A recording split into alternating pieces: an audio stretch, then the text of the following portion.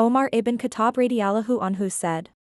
One day while we were sitting with the Prophet, peace be upon him, a man with extremely white clothes and very black hair came to us.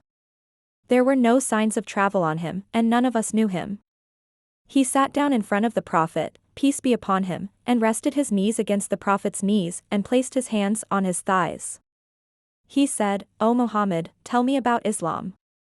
The Prophet, peace be upon him, replied, Islam is to testify that there is no deity but Allah and that Muhammad is the messenger of Allah, to perform the prayers, to give zakat, to fast in Ramadan, and to make pilgrimage to the house, Kaaba, if you are able to do so. The man said, You have spoken the truth. We were amazed that he asked and then confirmed the answer. He said, Tell me about Iman, faith.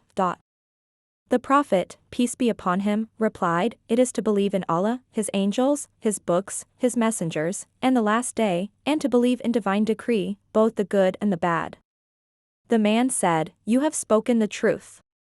He then said, Tell me about ihsan, excellence. The Prophet, peace be upon him, replied, It is to worship Allah as if you see Him, and if you do not see Him, know that He sees you.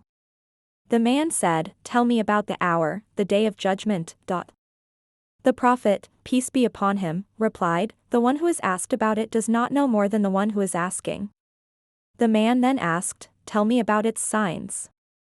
The Prophet, peace be upon him, replied, The slave girl will give birth to her mistress, and you will see the barefooted, naked, poor shepherds competing in the construction of tall buildings. Then the man went away, and I stayed for a while. The Prophet, peace be upon him, then said, O Amr, do you know who the questioner was? I said, Allah and His Messenger know best.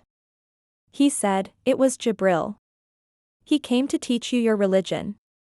Sahih Muslim 8, Sahih al-Bukhari 147. This hadith is often used to explain the core principles of Islam, including the pillars of faith, Iman, acts of worship, Islam, and the concept of spiritual excellence, ihsan.